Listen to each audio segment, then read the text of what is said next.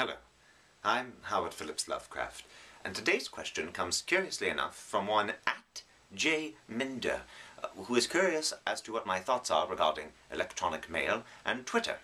Now, I have recently described my thoughts on the lost art of letter writing, so I will attempt not to repeat myself. I am awed by the speed and the ubiquity of electronic mail and all forms of digital communication. It's simply unfathomable to a man of my time to see the speed at which messages and notions are sent out across the world and returned back in the blink of an eye. It's simply awe-inspiring. But I'm not without my hesitations. There is something so ephemeral about the entire situation that does not sit well with me. And as for Twitter, I barely understand how to begin with it. I do know that we make use of Twitter to announce our various program times, and I appreciate it for its enforced brevity. I feel brevity is something we are all too short of in this world. But the actual messages themselves, why, well, let's take a look at some that show up upon this device of mine.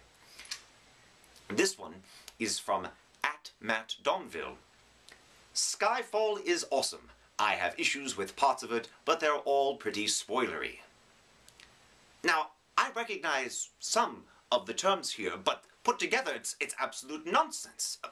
Here's another example. @DerekTheBard says, Woot.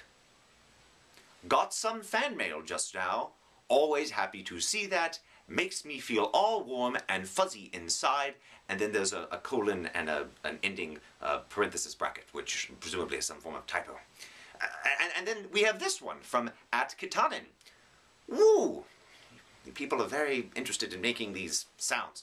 Woo! Complete set of voodoo souls, more than half haunted. It's almost like I won Halloween or something, and then a whole series of strange numbers and letters which make absolutely no sense. This is communication?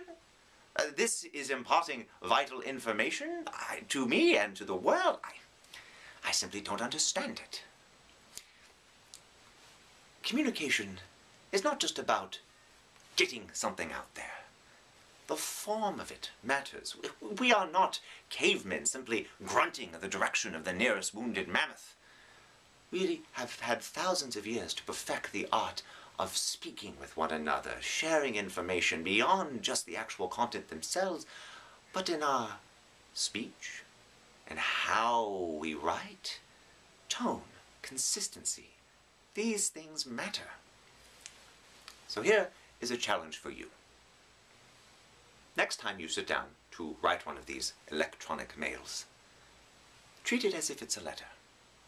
Think about what you want to say.